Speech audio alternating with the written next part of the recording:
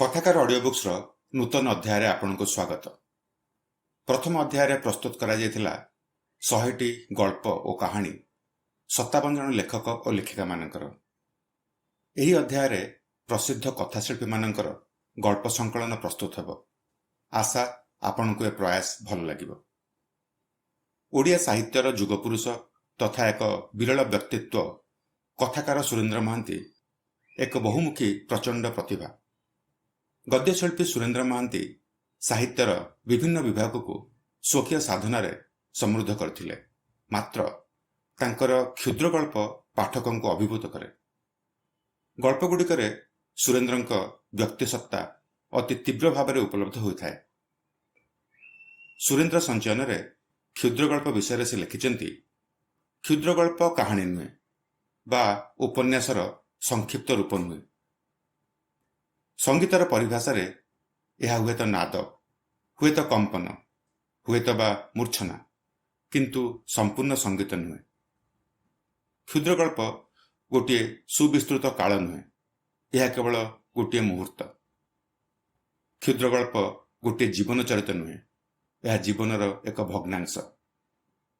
यह अनंत विश्वर एक अणुवीक्षणिक चित्र, असीमर ससीम संकेत। सुरेन्द्र महांती 13टी गल्प संकलन स्रष्टा। यही संकलन गल्पगुड़िक व्यतीत सुरेन्द्र संचयन, सुरेन्द्र विचित्रा और उत्कल जुगे जुगे पुस्तक केतोटी क्षुद्र गल्प रही। तांकर शेष स्तंभ पुस्तक कलागत वैशिष्ट्य दृष्टि किछि क्षुद्र गल्प रही। एसबू एकत्रित कले तांकर गल्पर संख्या मोट 147। सुरेन्द्र महांती जन्म 21 जून 1922 मसीह होता। 2022 मसीहा जून मसरे तांकर जन्म शतवार्षिक पालन होउछि। एही उपलक्ष्य कथाकार ऑडियो बुक्स और कथा सम्राट सुरेन्द्र महांती मेमोरियल ट्रस्टर मिलित उद्यम लेखकंकर एक गल्पगुच्छर ऑडियो बुक प्रकाशित होउछि। एही गल्पगुच्छर ना हैला श्रुति सुरेन्द्र। श्रुति सुरेन्द्र गल्पगुच्छर अन्यतम गल्प कवि कथाकार ऑडियो बुक्स 106तम प्रस्तुति। आसंतु सुनिबा गल्प कवि सुस्मिता पट्टनायक कंठरे। गल्पर शीर्षक कवि। मुठाए गंगशिउली परी असीण बिंची होई पड़िथिला केवली मठर शिशिर भिजा उद्यान पथ उपरे। दीनकृष्ण हातरे एकताराटीए धरी छाया ढंका से अंका बंका उद्यान पथरे चंचल पादरे फेरी आसुथिले उद्यानर निभृत कोणरे तांको कुटीर भितरकू। आखि तले विनिद्र रजनीर क्लांत बलय, मुहरे अतंद्र उजागरर विवर्ण पांडुरता। महंत केवल दास साधन गंभीरा भितरु बाहरिबा पई तथापि विलंब अछि। साधना दासी ब्रजेश्वरी को केवल भय। पूजा फूल तोलिबा पई दिने दिने अति सकाळु ब्रजेश्वरी बगीचा को आसीथांती। दीनकृष्ण अधिकांश दिन रातिरे मठ बाहर को गोपन जीवा आसिबा करुथिबा ब्रजेश्वरी संदेह कलेनी। केवल दास गोसाईंक पाखरे अनेक अभियोग मध्य से करिछंती। कृष्ण दास चरित्रहीन, उच्छृंखल, वैष्णव होई से राति राति माहारी साहिरे बुले। माहारी कन्या मानकर देहटा अशुद्ध होई पारे, मात्र देहर अभ्यंतरे मनर निभृतरे से मानमयी माने एई चिताचंदन चित्रिता मानक तुलनारे कण पुण्यमयी नुहंती। कलापतिर नाटा ब्रजेश्वरी किपरि कुआडू जानी परिले केजाणी। नारी ईर्षा परायणा हेले तार ईर्षार सहस्र चक्षुरु पुरुषर केउ कथाटा बा गोपनीय रही पारे। केवल दास मध्य कृष्णदास प्रति विशेष प्रसन्न नुहंती। तांकर संदेह वैष्णव कृष्णदास नित्य रासलीला अपेक्षा बसंत रासलीला जेपरी अधिक मजिछि।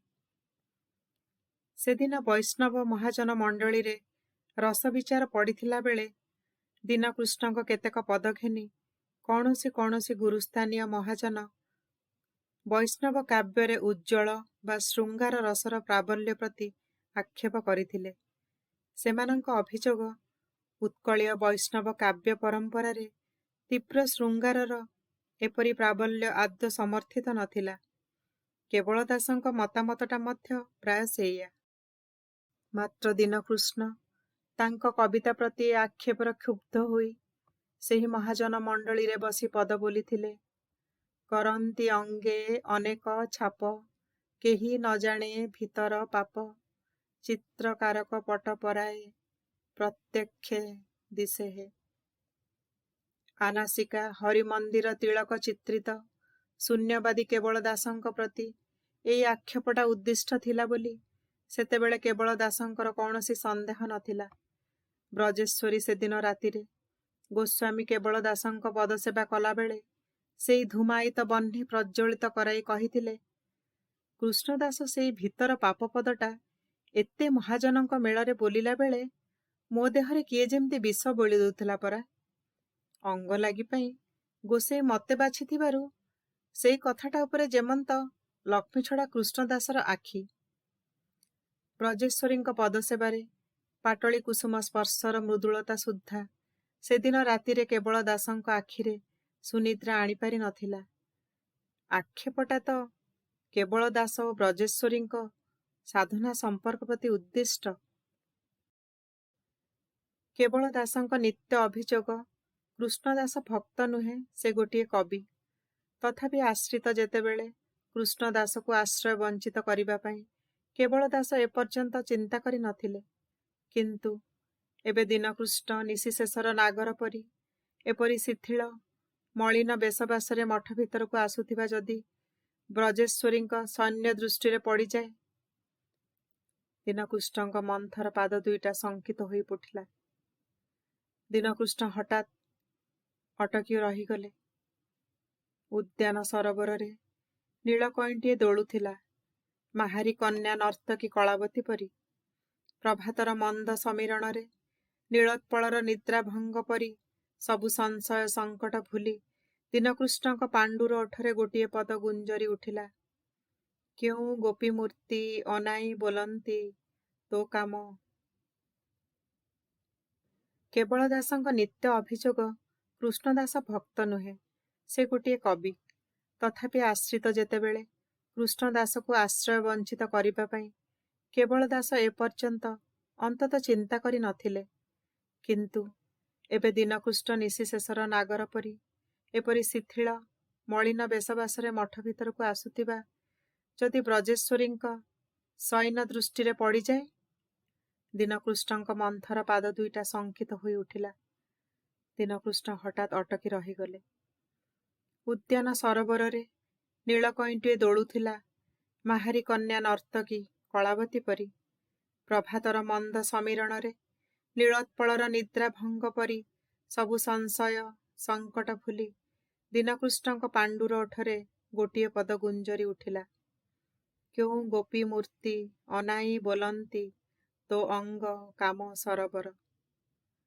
ସିକ୍ତ ବସନା ଶ୍ୟାମାବଧୂ ପଲ୍ଲୀପଥରେ କେଉଁ ଅଚିହ୍ନା ବନ୍ଧୁର ଦରହସିତ ଦୃଷ୍ଟିରେ ପଡ଼ି ବ୍ରୀଡ଼ାକମ୍ପିତା ହେବା ପରି ଅସୀଣ ପ୍ରଭାରେ ଆଲୋକ ଛାୟାର ନୀଳଭଉଁରୀ ତଳେ ଉଦ୍ୟାନ ସରୋବର ମୃଦୁ କମ୍ପିତ ହେଉଥିଲା।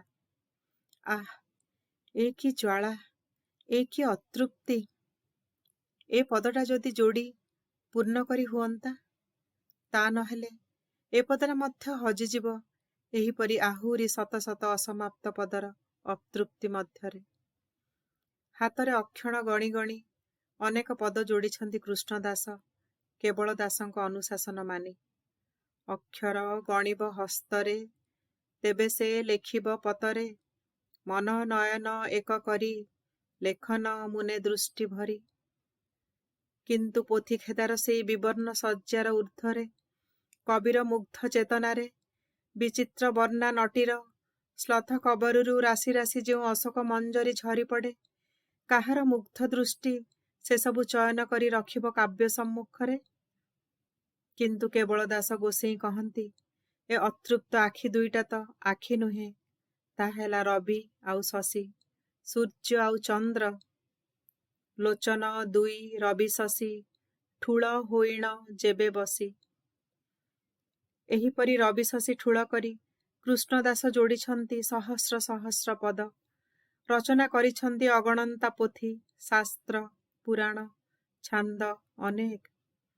ମାତ୍ର ସେ ସବୁର ଛତ୍ରେ ଛତ୍ରେ ତାଙ୍କ ଅତୃପ୍ତ କବିତ୍ୱ ବାରମ୍ବାର ଆର୍ତ୍ତନାଦ କରି ଉଠିଛି ଅନନ୍ତ ଯୁଗର କ୍ଷୁଧାରେ। କବି ଜୀବନର ସେହି ଦୁର୍ବିସହ ଜ୍ୱାଳା, ସେଇ ଗ୍ଲାନି, ସେଇ ବେଦନା, ସହସ୍ର ସହସ୍ର ପଦରଚନାର ପ୍ରଗଳ୍ଭତା ମଧ୍ୟରେ ସୁଦ୍ଧା ନିର୍ବାପିତ ହୋଇପାରି ନାହିଁ। ତାଙ୍କ ଜୀବନରେ ଗୋଟିଏ ପଦ, ଗୋଟିଏ କାବ୍ୟ ତଥାପି ଯେପରି ଅସମ୍ପୂର୍ଣ୍ଣ ରହିଯାଇଛି।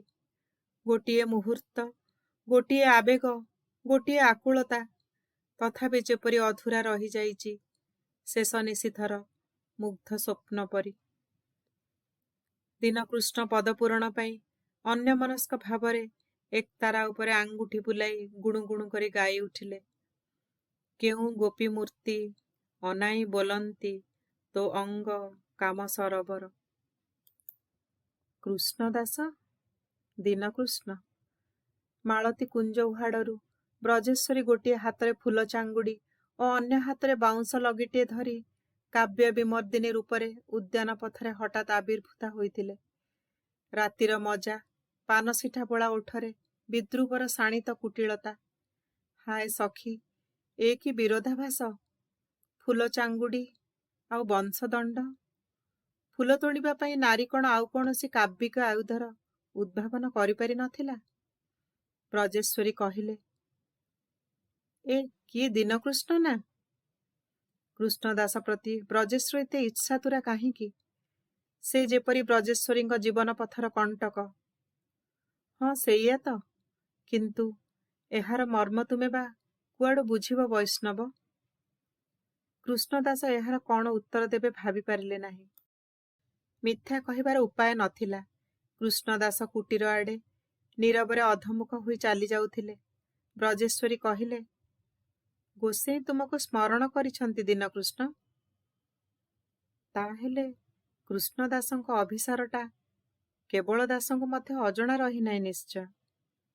କୁଟୀର ସାମ୍ନାରେ ବକୁଳ ତଳର ଚଉପାଢ଼ୀ ଉପରୁ ଦୀନକୃଷ୍ଣଙ୍କ ଭବଘୁରା ମୂର୍ତ୍ତି ଉପରେ ଦୃଷ୍ଟି ପଡ଼ିବା ମାତ୍ରେ କେବଳ ଦାସ ଗମ୍ଭୀର କଣ୍ଠରେ ଡାକିଲେ, ଏଣେ ଆସ କୃଷ୍ଣଦାସ। କୃଷ୍ଣଦାସ ଅଧମୁଖ ହୋଇ ପଥର ବେଦୀ ତଳେ ଠିଆ ହେବା ମାତ୍ରେ କେବଳ ଦାସ ଖଣ୍ଡେ ତାଳପତ୍ର ଖେଦା ଦେଖାଇ ପ୍ରଚଣ୍ଡ କ୍ରୋଧରେ ପଚାରିଲେ, ଏ ପଦ ତୁମେ ଯୋଡ଼ିଛ କୃଷ୍ଣଦାସ? କାଲି ରାତିରେ କୃଷ୍ଣଦାସ ସେହି ଅପୂର୍ଣ୍ଣ କାବ୍ୟର ଗୋଟିଏ ପଦ ଯୋଡ଼ୁ ଯୋଡ଼ୁ ହଠାତ୍ ଅଟକି ଯାଇଥିଲେ।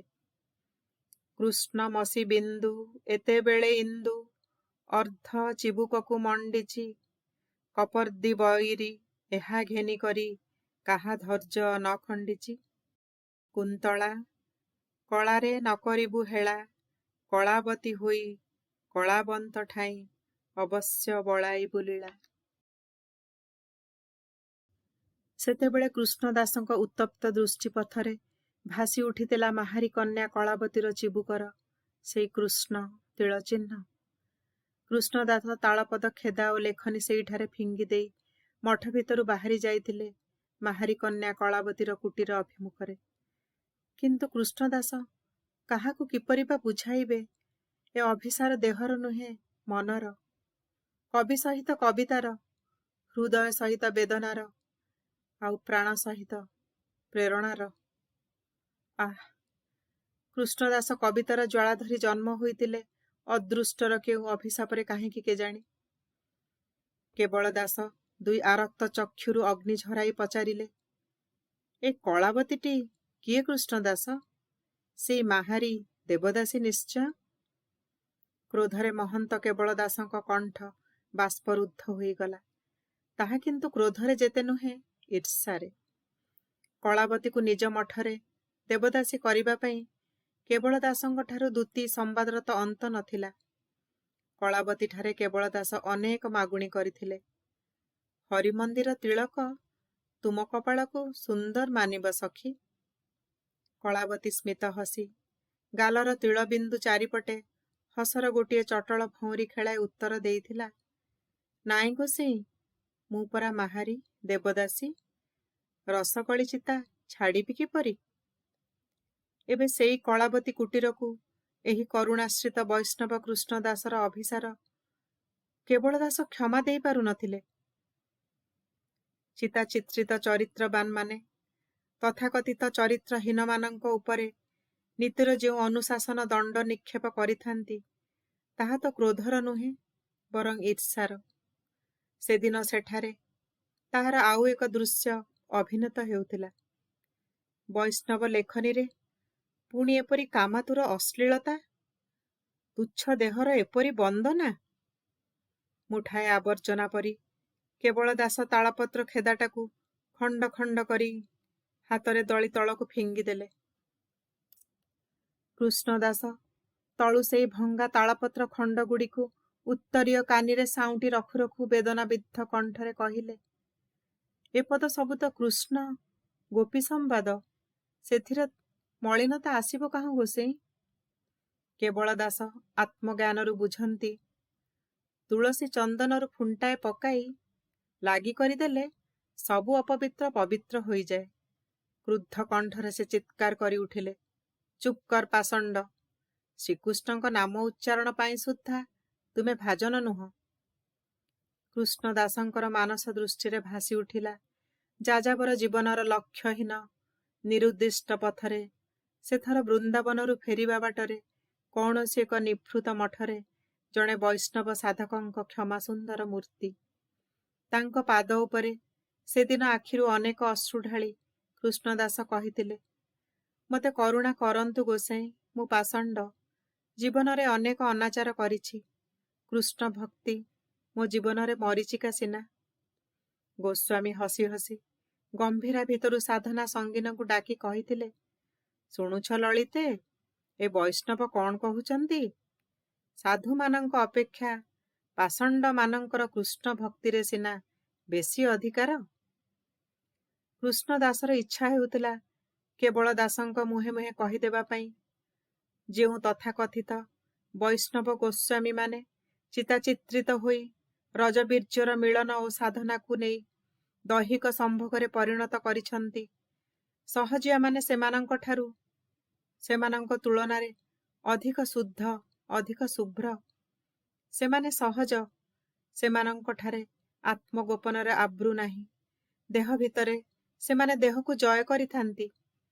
ମାତ୍ର ଶରତର ଏହି ଶାନ୍ତ, ସୁନ୍ଦର, କୋମଳ ସକାଳଟିକୁ ଆଉ ଲାଞ୍ଛିତ କରିବା ପାଇଁ କୃଷ୍ଣ ଦାସଙ୍କ ପ୍ରବୃତ୍ତି ନଥିଲା। କେବଳ ଦାସ କ୍ରୁଦ୍ଧ କଣ୍ଠରେ ପଚାରିଲେ, ତୁମେ ଏହାକୁ ଗୋପୀକୃଷ୍ଣ ସମ୍ବାଦ ବୋଲି କହୁଛ ଯେ କୃଷ୍ଣ ଦାସ? କହିପାରିବ କେଉଁ ଶାସ୍ତ୍ର, କାବ୍ୟ, ପୁରାଣରେ ଅଛି ଏହାର ସମର୍ଥନ? ଦେବ ଦୁର୍ଲଭ ଦାସ ଗୋସ୍ୱାମୀ ସୁଦ୍ଧା ଏପରି ପଦ କୃଷ୍ଣ ଗୋପୀଙ୍କ ନାମରେ ଯୋଡ଼ି ପାରି ନାହାନ୍ତି। କୃଷ୍ଣ ଦାସ ଏହାର କି ବା ଉତ୍ତର ଦେବେ? ଏ ଅନୁଶାସନ ତ ଶାସ୍ତ୍ରର ନୁହେଁ, ଏହା ହୃଦୟ କାବ୍ୟର, ମରମର ସାଧନାରେ ଏହାର ସିଦ୍ଧି। ବ୍ରଜେଶ୍ୱରୀ ଲଗି ଧରି ଗୋଟିଏ ଛୁରିଆନା ଗଛରୁ ଫୁଲ ତୋଳୁଥିଲେ। କହିଲେ, ସୁର ସହିତ ସଙ୍ଗତ ନଥିଲେ ଦୀନକୃଷ୍ଣ ପଦରୁ ଏ ବୋଲ ସବୁ କୁଆଡ଼ୁ ଆସନ୍ତା ଗୋ ଗୋସାଇଁ? ସେ ନୀରବରେ ତଳକୁ ମୁଣ୍ଡ ନୁଆଇ ଠିଆ ହୋଇ ରହିଲେ। ସର୍ବନାଶ! ପାଦରେ କଳାବତୀ ପାଦର ଅଳତା ଚିହ୍ନ କିପରି ଲାଗିଯାଇଛି କେଜାଣି? ମହନ୍ତଙ୍କ କ୍ରୁଦ୍ଧ ଦୃଷ୍ଟିରେ ତାହା ଅବଶ୍ୟ ପଡ଼ିଲା ନାହିଁ, କିନ୍ତୁ ବ୍ରଜେଶ୍ୱରୀଙ୍କ ଶୟନ ଦୃଷ୍ଟିରୁ ତାହା ବାଦ୍ ଯିବାର ତ ଉପାୟ ନଥିଲା। ବ୍ରଜେଶ୍ୱରୀ ବିଦ୍ରୂପ ଶାଣିତ କଣ୍ଠରେ କହିଲେ, ପାଦର ଅଳତା ଯେତେ ଲୁଚେଇଲେ ତାର ରଙ୍ଗ ଆଖିରେ ଧରା ପଡ଼ିଯାଏ ଗୋ। କେବଳ ଦାସ ଅସହିଷ୍ଣୁ ଭାବରେ ହାତରେ ଧରିଥିବା ତାଳପତ୍ର ଖେଦାଗୁଡ଼ିକୁ ତଳକୁ ଫିଙ୍ଗି ଦେଇ କହିଲେ, ଏ ମଠରେ ଆଜିଠାରୁ ତୁମ ପାଇଁ ସ୍ଥାନ ଆଉ ନାହିଁ କୃଷ୍ଣ ଦାସ। କୃଷ୍ଣ ଦାସ ଏବେ ପ୍ରକୃତରେ ଦୀନକୃଷ୍ଣ।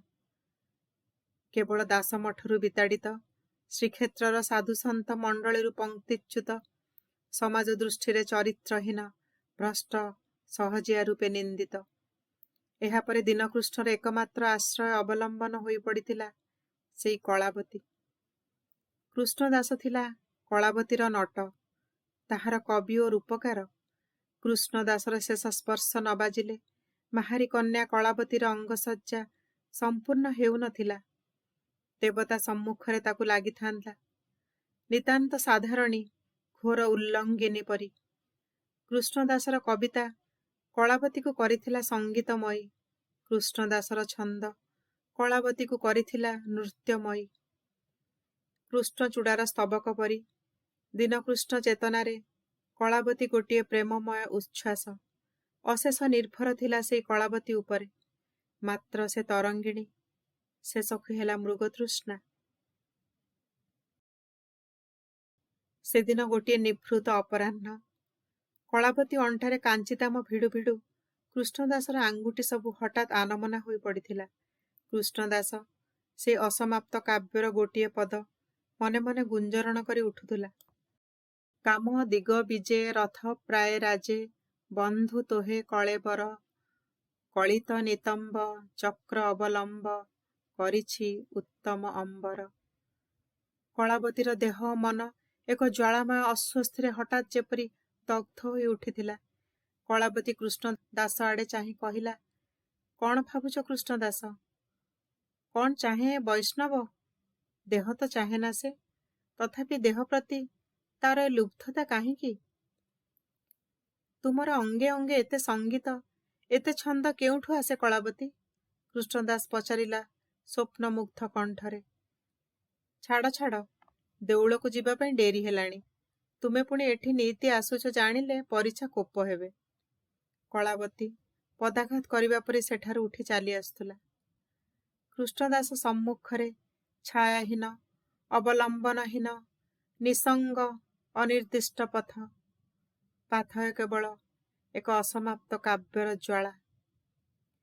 ଜୀବନର ବିଷପାତ୍ର ପୂର୍ଣ୍ଣ ହେବା ପାଇଁ ଅବଶେଷରେ ବାକି ରହିଥିଲା କେବଳ ରାଜନିଗ୍ରହ। ତାହା ମଧ୍ୟ ଆସିଗଲା ଏଥର। ସଂସ୍କାର ବିମୁକ୍ତ କବିର ଅନମନୀୟ କାବ୍ୟାଭିମାନ ମଧ୍ୟରେ ସମାଜପତି ଓ ରାଷ୍ଟ୍ରନିୟନ୍ତାମାନେ କାଳେ କାଳେ ଦେଖି ଆସିଥାନ୍ତି ସେମାନଙ୍କ ପ୍ରତିଷ୍ଠା ପ୍ରତି ଦୁର୍ବିନୀତ ଆହ୍ୱାନର ଯେଉଁ ସଙ୍କେତ ଦୀନକୃଷ୍ଣଙ୍କଠାରେ ତାହାର ସନ୍ଧାନ ପାଇ ମହନ୍ତ ମଠାଧୀଶମାନଙ୍କଠାରୁ ମହାରାଜା ଦିବ୍ୟସିଂହଙ୍କ ପର୍ଯ୍ୟନ୍ତ ସମସ୍ତେ ବିଚଳିତ ହୋଇ ଉଠିଥିଲେ ସେଦିନ। ଦୀନକୃଷ୍ଣ ସହଜିଆ ପାଷଣ୍ଡ ହୋଇନଥିଲେ। ସନ୍ଥ ମହନ୍ତ ମଠାଧୀଶମାନଙ୍କର ଚିତାଚିତ୍ରିତ କପାଳକୁ ଚିତ୍ରକାରର ଚିତ୍ରପଟ ସହିତ ଉପମା ଯୋଡ଼ିବାକୁ ସେ କ'ଣ ଦୁଃସାହସ କରିଥାନ୍ତା କେବେ? କିଏ କହେ ଦୀନକୃଷ୍ଣ ନିରୀହ ବୈଷ୍ଣବ, ନିରୁପଦ୍ରବ ଶୈଳବାଚ୍ଛନ୍ନ। ମଧ୍ୟଯୁଗ ବିରୋଧରେ ସେ ଏକ ଅଶାନ୍ତ ବିଦ୍ରୋହ। ରାଜା ଦେଶରେ ମହାରାଜ ଦିବ୍ୟସିଂହ ଦେବଙ୍କ କଟୁଆଳମାନେ ଦୀନକୃଷ୍ଣଙ୍କୁ ଦିନେ ଧରି ଆଣିଥିଲେ ରାଜ ଦରବାରରେ ବିଚାର ପାଇଁ।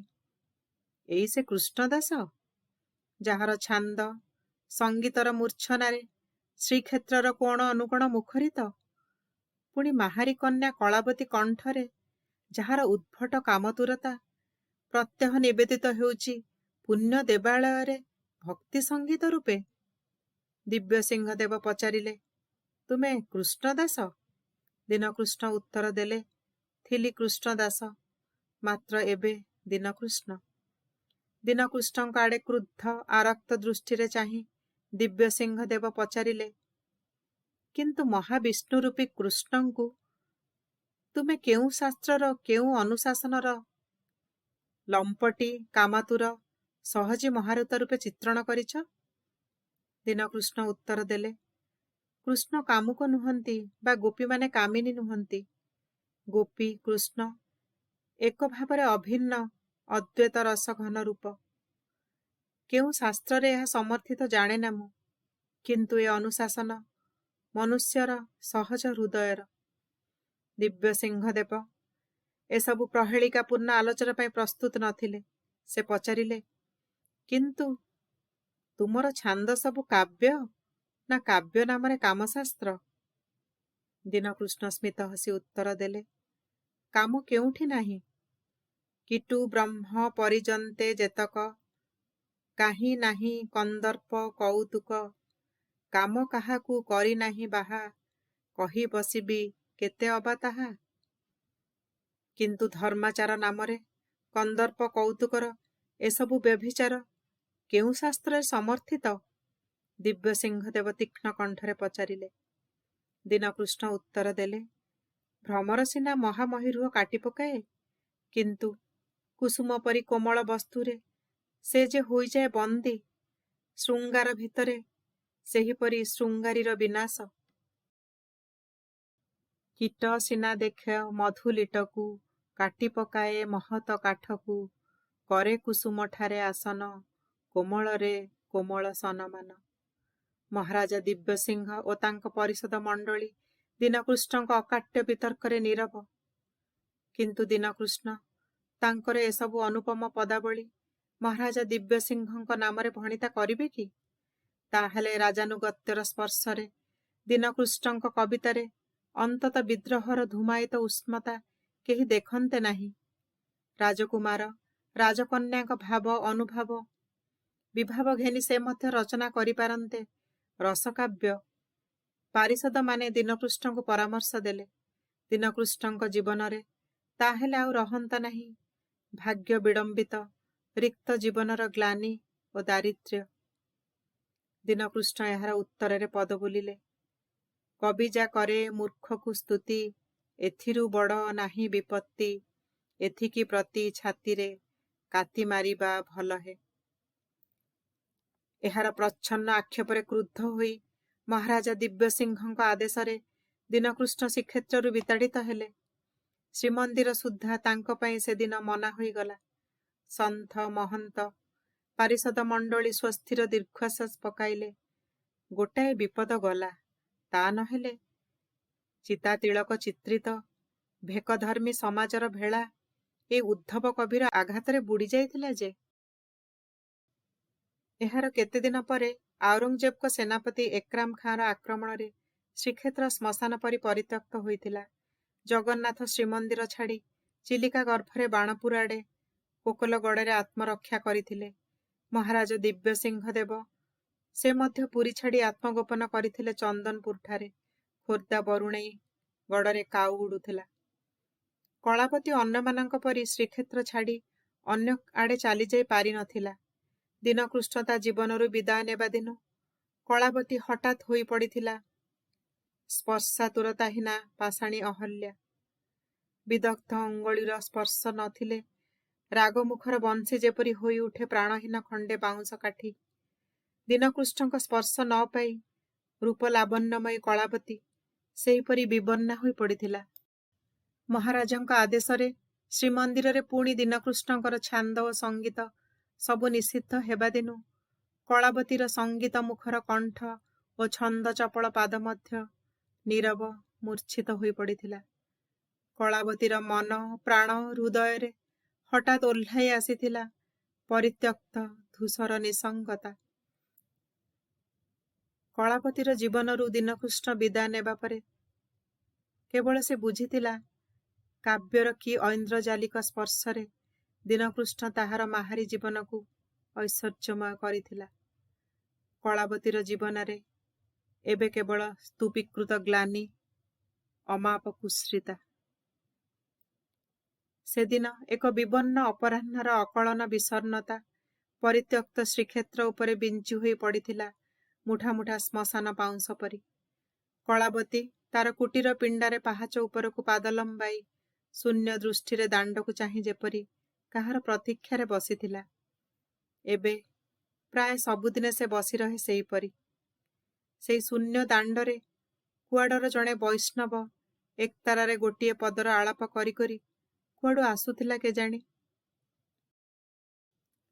ଜନଶୂନ୍ୟ ଶ୍ରୀକ୍ଷେତ୍ରରେ ତାର ସଙ୍ଗୀତର ମୂର୍ଚ୍ଛନା ଏକତାରାର ତାନ ସହିତ ମିଶି ଶୁଭୁଥିଲା ଅନନ୍ତ ଯୁଗର କେଉଁ ବିରହିଣୀର ବିଳାପ ପରି। କାଳିନ୍ଦୀ ଶୀତଳ କଲାକେ ଅନଳ କହିବାକୁ ଆଚମ୍ବିତ ଯେ। କଳାବତୀ ଚମକି ଉଠିଲା। ବୈଷ୍ଣବର ସଙ୍ଗୀତରେ ଦୀନକୃଷ୍ଣର ସ୍ପର୍ଶ ଏକ ଗଭୀର କ୍ଷତର ବେଦନା ପରି ଅନ୍ତରଙ୍ଗ ଲାଗୁଥିଲା। ବୈଷ୍ଣବ ଜଣକ କଳାବତୀର କୁଟୀର ଦାଣ୍ଡରେ ଚାଲିଯିବା ବେଳେ କଳାବତୀ ନିଜର ଉତ୍କଣ୍ଠା ଓ ଚାପି ରଖି ନ ପାରି ଦାଣ୍ଡ ମଝିକୁ ଧାଇଁ ଯାଇ ଡାକିଲା, ଟିକିଏ ଅପେକ୍ଷା କର ବୈଷ୍ଣବ। କଳାବତୀ ଆଡ଼େ ବୈଷ୍ଣବ ଫେରି ଚାହିଁବା ମାତ୍ରେ କଳାବତୀ ନିରୁଦ୍ଧ ଆବେଗରେ ପଚାରିଲା, ଏ ପଦ ତୁମେ କେଉଁଠୁ ପାଇଲ ବୈଷ୍ଣବ? କିଏ ଏହାର କବି? ବୈଷ୍ଣବ ବିସ୍ମିତ ଆଖିରେ କଳାବତୀ ଆଡ଼େ ଚାହିଁ ଉତ୍ତର ଦେଲା, ସେ ଜଣେ କୁଷ୍ଟି ଅପାଙ୍କ୍ତେୟ ଶ୍ରୀକ୍ଷେତ୍ର ବାହାରେ ଗୋଟିଏ କୁଡ଼ିଆରେ କୁଷ୍ଠ ଜ୍ୱାଳାରେ ପଡ଼ିଛି। ସେ ମୋତେ ଯେଉଁ ପଦ ସବୁ ଡାକେ ମୁଁ ତାକୁ ଲେଖେ। ଲେଖନ ଧରିବା ପାଇଁ ତାର ଆଙ୍ଗୁଳି ସବୁ ଛିଣ୍ଡି ପଡ଼ିଛି। ତାପରେ ସେଇ ପଦ ସବୁ ବୋଲି ମୁଁ ମାଗେ ଭିକ୍ଷା। 2ଟା ଭିକ୍ଷା ଦିଅନ୍ତ ନାହିଁ? କଳାବତୀ ଅଧୀର କଣ୍ଠରେ ପଚାରିଲା, ମୋତେ ତା ପାଖକୁ ନେଇପାରିବ ବୈଷ୍ଣବ? ବୈଷ୍ଣବ ଉତ୍ତର ଦେଲା, କେତେଦିନ ହେବ ସେ ଖୁବ୍ କଷ୍ଟ ଭୋଗୁଛି ମା। ବାଧିର କଷ୍ଟଠୁ ବଳି ପଡ଼ିଛି ତା ମନର ଜ୍ୱାଳା।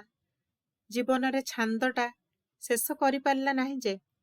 ଛାନ୍ଦଟା ତାର ଅସମାପ୍ତ ରହିଗଲା ଅନନ୍ତ ବିରହର ଶେଷହୀନ ବିପ୍ରଲମ୍ବ ମଧ୍ୟରେ। କିନ୍ତୁ ବିରହ ତ ଜୀବନ ଲୀଳାର ଶେଷ କଥା ନୁହେଁ ଗୋ। କଳାବତୀ ପଚାରିଲା, ଛାନ୍ଦଟା କିନ୍ତୁ ଶେଷ ହୋଇପାରୁନାହିଁ କାହିଁକି ବୈଷ୍ଣବ? ବୈଷ୍ଣବ ଉତ୍ତର ଦେଲା, ଯେଉଁ କିଶୋରୀ ରତନ ରାଧାର ମିଳନ ପାଇଁ ତାର କବିତ୍ୱ ଦିନେ ଅନୁପ୍ରେରିତ ହୋଇଥିଲା, ସେ ରାଧା ତା ମନର କୁଞ୍ଜବନରେ କେଉଁଆଡ଼େ ହଜିଯାଇଛି। ପ୍ରାଣରେ ତାର ଏବେ ବି ଚିର ବିରହର ଶେଷହୀନ ବେଦନାର ରାତ୍ରି। ସେ ରାତ୍ରିର ପ୍ରହର ସବୁ ପୁଣି ନିଭି ନିଭି ଆସିଲାଣି ଶେଷ ରାତ୍ରିର ପ୍ରଦୀପ ପରି। କଳାବତୀ ଚମକିଲା ପରି କହିଲା, ଦଣ୍ଡେ ଅପେକ୍ଷା କର ବୈଷ୍ଣବ, ଭିତରୁ ଆସୁଛି ମୁଁ ତୁମ ସଙ୍ଗରେ। ଦୋହାଇ ତମକୁ ବୈଷ୍ଣବ, ମତେ ଥରେ ନେଇଯାଅ ତା ପାଖକୁ। ଦିଗହଜା ନିଛାଟିଆ ଅପନ୍ତରା ସମଗରା ପାଟ ଭିତରେ ପାଦଚଲା ଅଙ୍କା ବଙ୍କା ବାଟର ଯେପରି ଶେଷ ନଥିଲା। କଳାବତୀ କ୍ଳାନ୍ତ କଣ୍ଠରେ ପଚାରିଲା, ଆଉ କେତେ ବାଟ ବୈଷ୍ଣବ? କ୍ରମେ ମଳିନ ପଡ଼ି ଆସୁଥିବା ଅପରାହ୍ନର ସ୍ତ୍ରୀମିକ ଆଲୋକ ଭିତରେ ବେଦନାର ଘନୀଭୂତ ସ୍ତୂପ ପରି ଦିଶୁଥିବା ଚେନାଏ ଅନ୍ଧାର ଆଡ଼େ ଆଙ୍ଗୁଠି ଦେଖାଇ ବୈଷ୍ଣବ କହିଲା, ଆଗରେ ସେ ବଣଖଣ୍ଡିକ ଡେଇଁଗଲେ ସେଇ କୁଡ଼ିଆଟା ପଡ଼ିବ ମା। ଦୂରତ୍ୱଟା ଥିଲା ଅବଶ୍ୟ ସାମାନ୍ୟ, ମାତ୍ର କଳାବତୀର ମନେ ହେଉଥିଲା ସେ ଯେପରି ଚାଲିଥିଲା ଯୁଗ ଯୁଗ ଧରି କେଉଁ ଶେଷହୀନ ପଥରେ। ସନ୍ଧ୍ୟା ପାଇଁ ଆଉ ଅଳ୍ପ ବିଳମ୍ବ ଥିଲା। ନିର୍ବାସିତ କୁଷ୍ଠ ବ୍ୟାଧିଗ୍ରସ୍ତ ଦୀନକୃଷ୍ଣର କୁଡ଼ିଆଟି ଦିନାନ୍ତର ପୃଷ୍ଠଭୂମିରେ ଦିଶୁଥିଲା ଗୋଟିଏ ଗଭୀର କ୍ଷତର ବିବର ପରି। କିନ୍ତୁ ସେଠାରେ ସେମାନେ ପହଞ୍ଚିଲା ବେଳକୁ ସେଇ କୁଟୀର ଭିତରେ ଦୀନକୃଷ୍ଣର ବେଦନାକ୍ଲିଷ୍ଟ ମୃତଦେହ ଗୋଟିଏ ଭଗ୍ନ ଧନୁ ପରି କୁଣ୍ଡଳି ମୋଡ଼ି ଚଟାଣ ଉପରେ ପଡ଼ି ରହିଥିଲା ଇତସ୍ତତ ବିକ୍ଷିପ୍ତ ସେଇ ଅସମାପ୍ତ ଛାନ୍ଦର ରାଶି ରାଶି ତାଳପତ୍ର ଖେଦା ଭିତରେ। ଡାହାଣ ହାତର ଆଙ୍ଗୁଠି ସବୁ କେବେଠୁ ବ୍ୟାଧିରେ ଛିଣ୍ଡି ପଡ଼ିଥିଲା। ସେ ହାତରେ ତେଣୁ ଲେଖନୀ ଧରିବାର ଉପାୟ ନଥିଲା। ବାଁ ହାତରେ ଯେଉଁ କେତେ ଗୋଟିଏ ଆଙ୍ଗୁଠି ଅକ୍ଷତ ରହିଥିଲା, ଦୀନକୃଷ୍ଣ ସେଇଥିରେ ଅସମାପ୍ତ ଛାନ୍ଦର କେତୋଟି ପଦ ଯୋଡ଼ିବା ପାଇଁ ହୁଏତ ଲେଖନୀ ଧରିବା ପାଇଁ ଚେଷ୍ଟା କରିଥିଲା। ମାତ୍ର ଦୀନକୃଷ୍ଣର ପୃଥିବୀରୁ ତାର ଅଲକ୍ଷିତରେ କେଉଁଦିନ ରସର ଭଣ୍ଡାର ନିଃଶେଷ ହୋଇଥିଲା ତାହା ସେ ଜାଣିନଥିଲା। ଏ ଶୂନ୍ୟତା ଓ ବ୍ୟର୍ଥତାର ଅତୃପ୍ତି ବ୍ୟାଧିର ସବୁ ପୁଞ୍ଜୀଭୂତ ଜ୍ୱାଳାକୁ ବଳି ସେଇ ନିସଙ୍ଗ ପରିତ୍ୟକ୍ତ ମୁହୂର୍ତ୍ତରେ ନିତାନ୍ତ ଅସହ୍ୟ ହୋଇ ଉଠିଥିଲା। ଦୀନକୃଷ୍ଣର ଜୀବନ ହଠାତ୍ ପରିଣତ ହୋଇ ପଡ଼ିଥିଲା ମିଳନ ସମ୍ଭାବନାହୀନ ଶେଷହୀନ ବିରହର ବେଦନା ଜର୍ଜରିତ ରାତ୍ରିରେ। ସେଥିରୁ ପରିତ୍ରାଣ ପାଇଁ ଦୀନକୃଷ୍ଣ ଉନ୍ମାଦ ପରି ସେଇ ଲେଖନୀଟାକୁ କଣ୍ଠନଳୀରେ ଭୁସି ଦେଇଥିଲା। କୁଟୀର ଭିତରୁ ଏକତାରାର ଅନ୍ୟମନସ୍କ ଆଳାପ ଶୁଭୁ ନଥିଲା। ବୈଷ୍ଣବ ମନକୁ ପାପ ଛୁଇଁଲା। ସେ ଡାକିଲା, ଦୀନକୃଷ୍ଣ କବି। ଅନ୍ଧକାର କୁଟୀର ମୃତ୍ୟୁ ପରି ନୀରବ। ଦୀନକୃଷ୍ଣର ଯନ୍ତ୍ରଣାବଦ୍ଧ ପ୍ରାଣପକ୍ଷୀ ଉଡ଼ି ଯାଇଥିଲା। ବୈଷ୍ଣବର ପଛ ପଛେ କଳାବତୀ କୁଟୀର ଭିତରକୁ ମୁଣ୍ଡ ନୁଆଇ ଆସୁଥିଲା। ଚମକିଲା ପରି ବୈଷ୍ଣବ ଫେରି ପଡ଼ି କହିଲା, ବହୁ ବିଳମ୍ବରେ ଆସିଲ କିନ୍ତୁ। ଦୀନକୃଷ୍ଣର 2 କୋଟରଗତ ଆଖିରୁ ସେଦିନ ଯେଉଁ କେତେ ବିନ୍ଦୁ ଲୁହ ଝରି ଆସିଥିଲା ତାହା ତଥାପି ଶୁଖି ନଥିଲା। ଦିନାନ୍ତର ବିବର୍ଣ୍ଣ ଆଲୋକରେ ତାହା ଝଲମଲ ହୋଇ ଉଠୁଥିଲା ବିରହ ରଜନୀର ଅଶ୍ରୁ ଶିଶିର ପରି।